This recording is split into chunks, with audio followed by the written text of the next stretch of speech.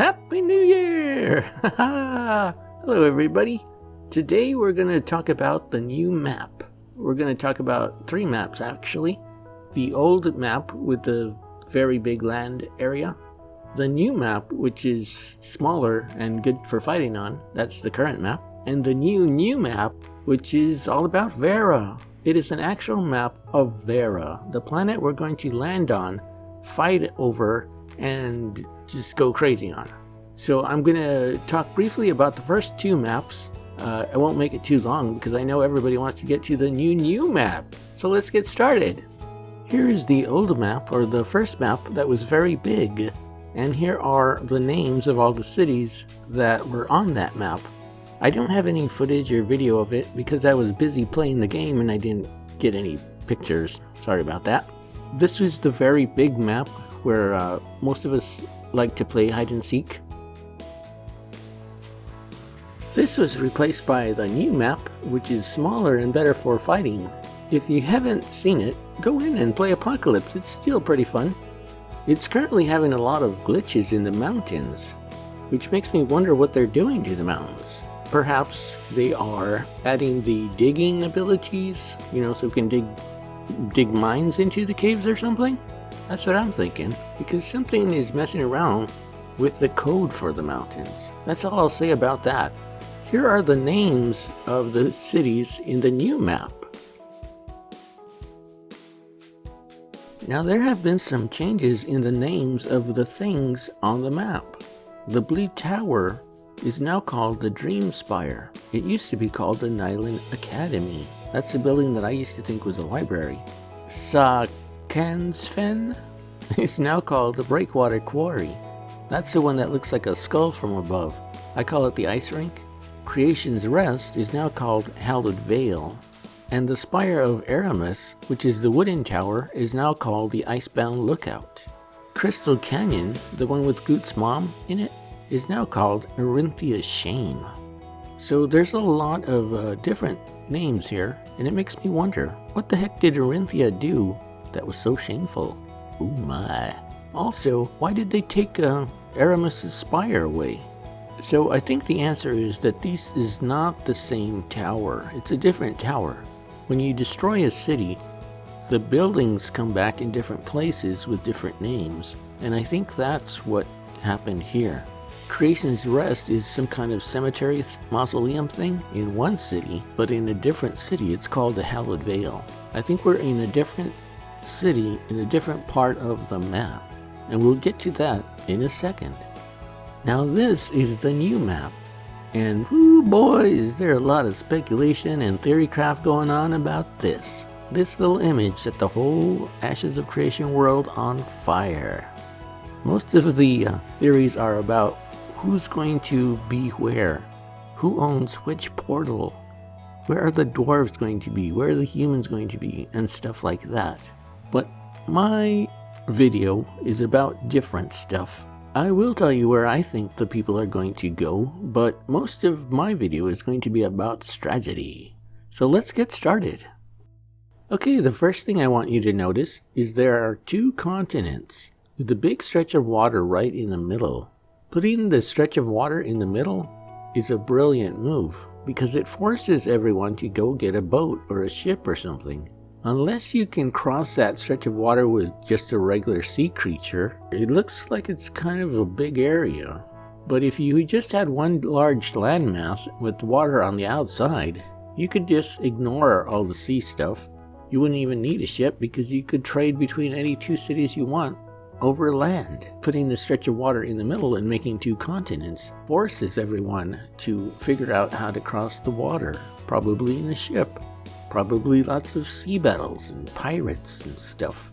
And you will have to take part in it because, let's say a dragon appears on the right side and you live on the left side. Well, you gotta cross the water to go fight it. Now there's another thing I want you guys to notice, and that is the different biomes on the map and the different seasons all at the same time. What? What the heck? Well, let's just talk about the biomes for a second and not the weather, because the weather's kind of confusing. The different biomes that you see are swamp, grassland, desert, mountains, Some kind of light green thing. And this makes me wonder, well, you need different types of mounts to get through these different terrains. A horse would be no good on sand, you probably need a camel. And a camel would be no good in a swamp, you probably need a mule strider.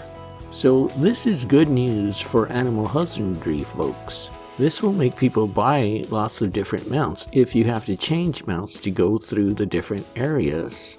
Also, look at the different areas. Let's zoom in on a map. Okay, here you can see there are 3 different biomes that match nicely, which means if you put your animal husbandry shop here, you can sell 3 different kinds of animals. Now I think this is where we are now, in this valley here, and I say that because these trees are evergreens, which means they still have their leaves on them, like these. This is the Apocalypse BR, and that's my horse Nutmeg. We are not down here because these trees don't have leaves. They are deciduous. They drop their leaves in winter. Now I think we were over here on the first map, on the big map, because remember it had a river through it? And if you followed the river, it would take you to the seaport. And there was like broken siege weaponry on the beach and stuff. Now that circle thing is a portal, and let's take a look at those. Now there are 4 portals on Vera. Here, here, here, and here. And I've labeled them with the names of the people I think will appear there. The reason I think the dwarves live here is because of these mountains are good for mining, and these islands are good for island dwarves. The reason the orcs live here is because of this picture. The reason the elves live up here is because this is the forest of Arinthia, and that's where elves live. And the reason the humans live here is because there's nowhere else for them to live. And this kind of looks like France. And a lot of the terms for the armor and barding are French. Let's zoom in on the map again. Now this would be a good place to build a trading center or an economic node right there, because you have to walk through there to get between those 2 pieces of land, unless you have a seamount. These bodies of water look small enough that you can just cross it with some kind of aquatic mount. Still, it's a good spot for a trading post because not everyone will have a seamount. There are other good places for trading cities, like here and here, because all the island trade will have to come through here to get past these mountains, or through here.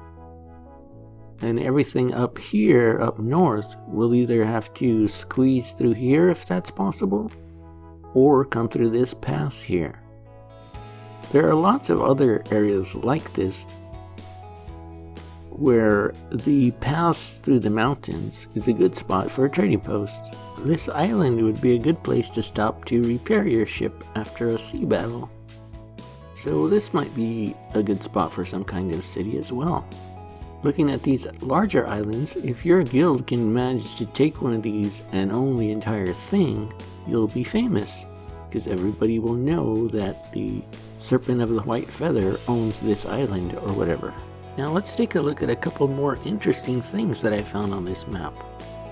Look at these things. Are these the remains of old civilizations? Or are these like a stone circle or something? Like Stonehenge? What are these curious looking things here? Also, look at this island. See how the vegetation is completely different than from over here. And notice that these mountains are here. So this island could have very unique creatures on it that do not exist on the mainland.